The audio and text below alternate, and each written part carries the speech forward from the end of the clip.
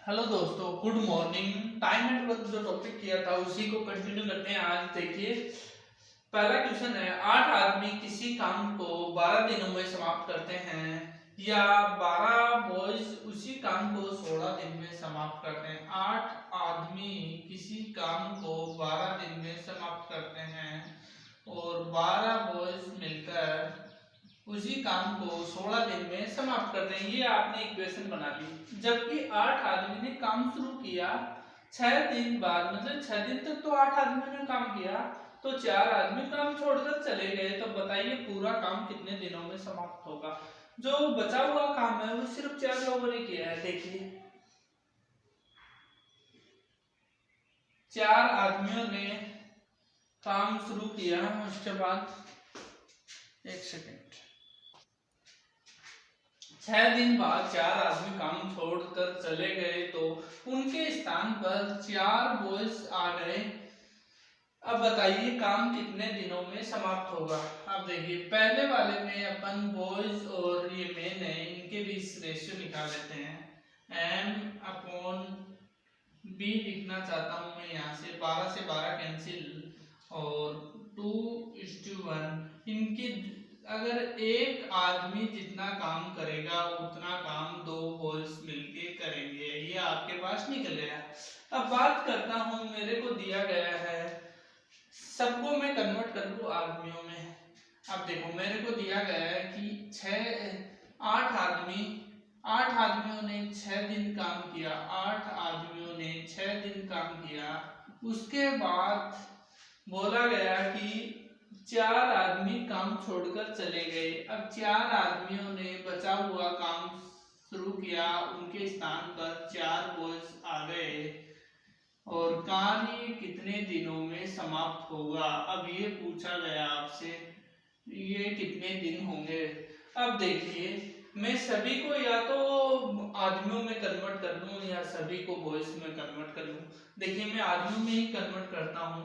8 आदमी into 12 equal to 8 आदमी into 6 plus 4 आदमी प्लस 4 बॉयज है। 2 बॉयज का मतलब 1 आदमी, तो यहाँ पर रिप्लेस कर दूं इसको मैं 2m से रिप्लेस कर देता हूँ। 2m इंटू डी, ये निकालना आपको।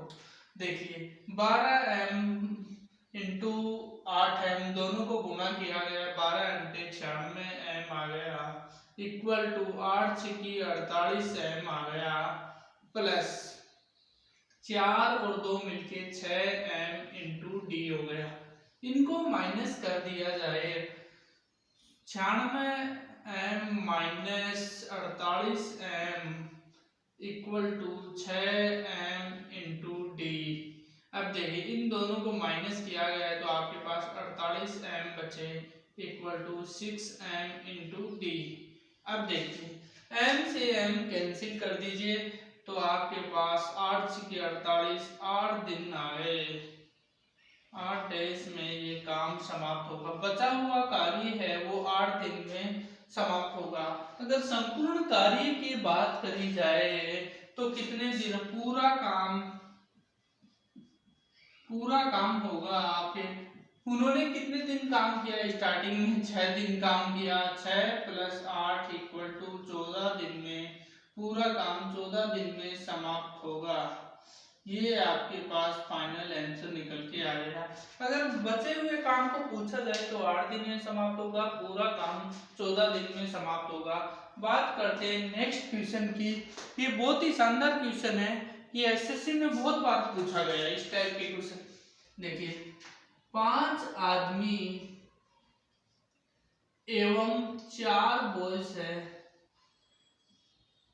किसी उस काम को 10 दिनों में समाप्त करते हैं। आगे बोला गया है 2 आदमी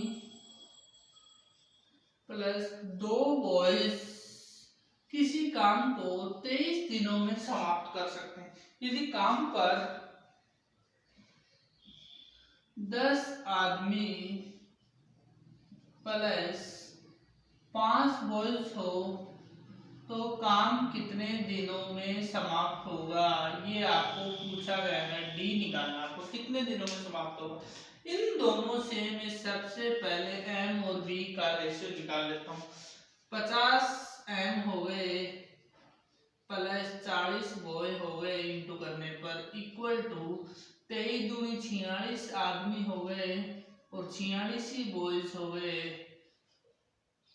अब देखिए क्या करूंगा, एम को इधर लेके आया तो 4m और बॉयज को उधर किया तो 6 बॉयज बच गए। मतलब 4 आदमी होंगे, जितना काम करेंगे उतना काम 6 लड़के करेंगे। अगर इसको दूसरे तरीके से भी लिख सकता हूँ 2m इक्वल टू 3 बॉयज। अगर इसे काटा जाए 2 आदमी जितना काम करेंगे 3 लड़के उतना काम करेंगे। ये अपने पास निकल के आ गई वैल्यू। अपन को ये चीज पता लग गई कि 2 आदमी जितना काम करते हैं 3 लड़के उतना ही काम करते हैं। या तो सबको बॉयज में कन्वर्ट कर लीजिए या सबको मेन में कन्वर्ट कर लीजिए। इस बार बॉयज में कन्वर्ट करते हैं। अब देखिए ये चीज मैं इन दोनों से उठा लेता हूँ, यहाँ से ये सबको कन्वर्ट करना आसान हो जाएगा। 2m प्लस 2 बॉयज इंटू 23 आ गया equal to 10m plus 5 boys है इक्वल टू मेरे पास आ गया ये डी। मेरे को जो फाइंड करना है वो है। अब देखिए मैंने 2 आदमी के स्थान पर वैल्यू रख दी 3 बॉयज। यहाँ वैल्यू हो जाएगी, ये 1.5 गुना हो जाएगा। 10 आदमी अगर मेरे को पता करना हो, 10 आदमी इक्वल 10 आदमी का वैल्यू होगी 15 बॉयज के बराबर, क्योंकि ये 1.5 गुना बात चल रही है तो ये 1.5 गुना ही होंगे। यहाँ पर मैं 15 बॉयज रिप्लेस कर देता हूँ। देखिए 3 plus 3b plus 2b into 23 equal to 15b plus 5b into d. ये डी आपको जो फाइंड करना है वो 3 और 2 मिलके 5 बॉयज हो गए इंटू 23 हो गया इक्वल टू 15 और 5 मिलके 20 बॉयज हो गए इंटू डी आ गया। 5 को इससे काटा तो आपके पास 4 बच गए। इसका मतलब आ गए 23/4 दिन के अंदर ये संपूर्ण कार्य है ये पूरा हो जाएगा। ये आपका जो आंसर निकला ये फाइनल आंसर निकल गया। 23/4 दिनों में ये कार्य पूरा हो जाएगा। बात करते हैं नेक्स्ट। 23/4 को आप इक्विवेलेंट होता है 5/3/4 डेज लिख सकते हो। मतलब 5 सही 3/4, ये भी तरीका सही आपका लिखने का। अब बात करते हैं नेक्स्ट क्वेश्चन की। ये लास्ट क्वेश्चन है, इसके बाद टाइम एंड वर्क के टॉपिक कंप्लीट हो जाएगा।